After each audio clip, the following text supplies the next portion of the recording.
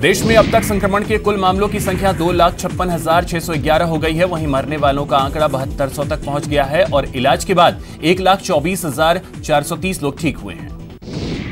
महाराष्ट्र में कोरोना मरीजों की संख्या बढ़कर 85,975 हो गई है, जिनमें से 39,314 लोग ठीक हो चुके हैं, जबकि 3,060 लोगों की मौत हुई है। ओडिशा में ड्यूटी के बाद लौटे एनडीआरएफ के 50 कर्मचारी कोरोना संक्रमित पाए गए। जेएनयू ने अपने स्वास्थ्य केंद्र में एक फार्मासिस्ट के कोविड-19 पॉजिटिव पाए जाने के बाद उन छात्रों को अपने घर लौटने की सलाह दी है जो अब भी परिसर में रह रहे हैं।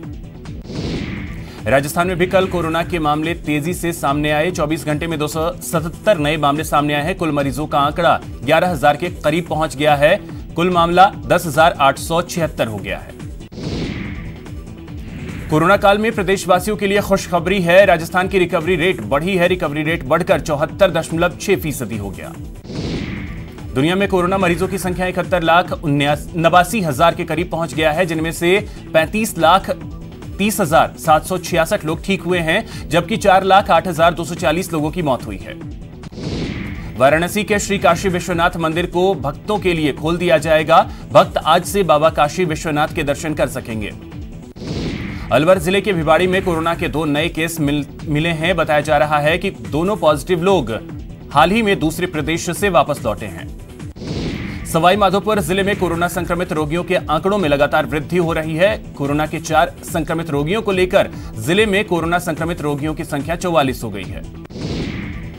करौली जिले में एक बार फिर एक साथ 4 कोरोना संक्रमित रोगी मिलने से हड़कंप मच गया।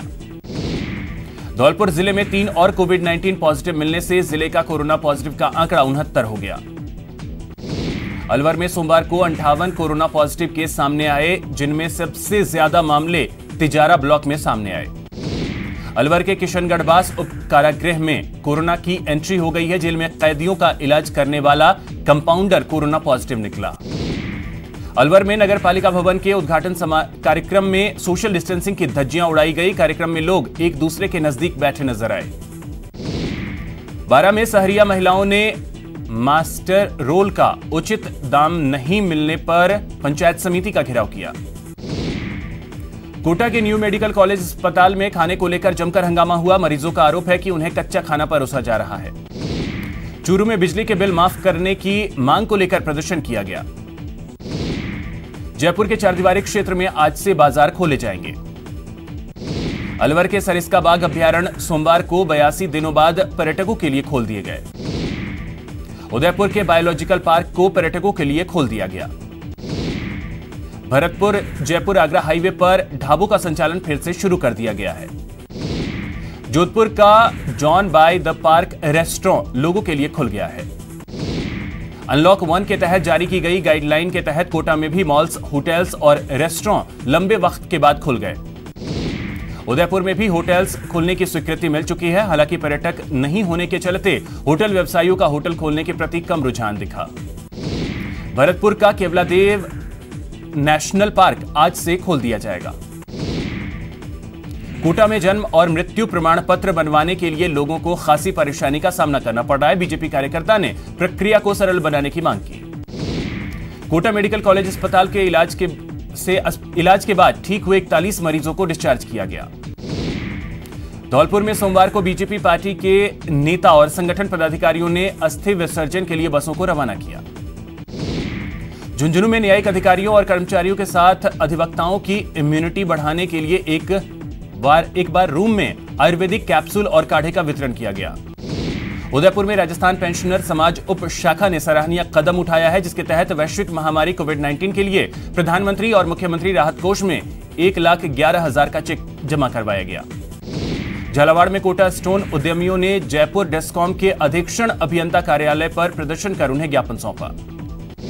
बाड़मेर के प्राइवेट बस ऑपरेटर यूनियन ने जिला कलेक्टर को ज्ञापन सौंपकर निजी बस संचालकों ने निजी बसों के संचालन पर रोक लगा दी है और अनिश्चितकालीन हड़ताल शुरू कर राहत देने की मांग की है। अलवर में 58 कोरोना पॉजिटिव आने के बाद अधिकारियों की बैठक कर व्यवस्थाओं की समीक्षा की। कोटा में चोरी के आरोप में गिरफ्तार 2 आरोपियों की जांच रिपोर्ट कोरोना पॉजिटिव आने के बाद आरपीएफ थाना परिसर को सैनिटाइज किया गया। धौलपुर में अपने एक दिवसीय दौरे पर पहुंचे क्षेत्रीय सांसद डॉक्टर मनोज राजौरिया ने भारतीय जनता पार्टी के कार्यकर्ताओं और संगठन पदाधिकारियों से मुलाकात की। भरतपुर में महाकर्फ्यू के चलते बंद बैंक खोले गए। बैंक खुलते ही ग्राहकों की भारी भीड़ देखने को मिली। भरतपुर में महाकर्फ्यू के बाद भी बाजारों में लोगों की भीड़ कम नहीं हो रही है। अब तक भरतपुर में कोरोना का 700 मामला सामने आ चुका है। शिक्षा विभाग के जयपुर के सेंट जेवियर स्कूल को गाइडलाइंस की अनदेखी करने को लेकर नोटिस जारी किया गया है। स्कूल में 5 जून को लॉकडाउन गाइडलाइंस की अनदेखी करते हुए पूरक परीक्षाएं आयोजित की गई थी। सवाईमाधोपुर में बीजेपी के बूथ संपर्क कार्यक्रम अभियान का शुभारंभ किया गया। श्रीगंगानगर के निर्दलीय विधायक राजकुमार गौड़ का बयान सामने आया है। गौड़ ने कहा है कि प्रदेश के सभी 13 निर्दलीय विधायक मुख्यमंत्री अशोक गहलोत के साथ हैं। श्रीगंगानगर में केंद्र सरकार के कार्यों और योजनाओं के बारे में चर्चा करते हुए प्रधानमंत्री मोदी का संदेश घर घर बांटने का काम शुरू किया गया। टोंक जिला मुख्यालय पर बीजेपी के जिला संगठन की ओर से मोदी 2 सरकार के 1 वर्ष के कार्यकाल को लेकर सांसद कार्यालय में पत्रकार वार्ता आयोजित की गई। चूरू जिले में बीजेपी ने अपने 39 मंडलों पर बूथ संपर्क अभियान की शुरुआत की। अजमेर में केंद्र सरकार के दूसरे कार्यकाल के 1 साल पूरा होने पर सांसद भागीरथ चौधरी ने प्रेस वार्ता की। बूंदी में बीजेपी विधायक मदन दिलावर ने केंद्र सरकार का 1 साल पूरा होने को लेकर प्रेस वार्ता की। बीजेपी के बूथ संपर्क अभियान पर यूडीएच मंत्री शांति धारीवाल ने निशाना साधा है। उन्होंने कहा कि लोगों की मदद की बजाय बीजेपी कोरोना महामारी के बीच किस तरह का बूथ संपर्क अभियान चला रही है। बाड़मेर जिले के पटौदी का दौरा कर राजस्व मंत्री हरीश चौधरी ने मनरेगा कार्यों का निरीक्षण किया। झुंझुनू सांसद नरेंद्र कुमार की एक बार फिर जुबान फिसली है। सांसद का एक वीडियो सामने आया है जिसमें सांसद ने कह दिया कि झुंझुनू की जनता क्या कहती है वे उसे नहीं मानेंगे। नेता प्रतिपक्ष गुलामचंद कटारिया लॉकडाउन हटाए जाने का विरोध कर रहे लोगों को लेकर प्रतिक्रिया दी। कटारिया ने कहा कि लॉकडाउन के चलते सरकार ने बड़े स्तर पर तैयारियां करते हुए जनता को जागरूक भी किया है। मोदी सरकार के दूसरे कार्यकाल के पहले साल में उपलब्धियों को लेकर झुंझुनू में कार्यक्रम का शुभारंभ किया गया। भीलवाड़ा के जहाजपुर एसडीएम के नेतृत्व में कार्रवाई करने गई टीम पर बजरी माफियाओं ने अपने वाहन चढ़ाकर हमला कर दिया। हमले में ट्रैक्टर से कुचलकर एसडीएम के ड्राइवर की मौके पर ही मौत हो गई। कोटा पुलिस ने बड़ी कार्रवाई करते हुए अपराधी बंटी वर्धन को अवैध हथियार के साथ गिरफ्तार कर लिया है। आरोपी के कब्जे से पिस्टल और 3 जिंदा कारतूस बरामद किए गए। चूरू में विवाहिता को अगवा कर दुष्कर्म करने का मामला सामने आया है। पुलिस मामले की जांच में जुटी है। सिरोही के कालंदरी थाना क्षेत्र के कस गुजरात बनासकाठा एसओजी टीम ने दबिश देकर नकली नोट छापने के संदिग्ध सामान के साथ 3 लोगों को गिरफ्तार किया।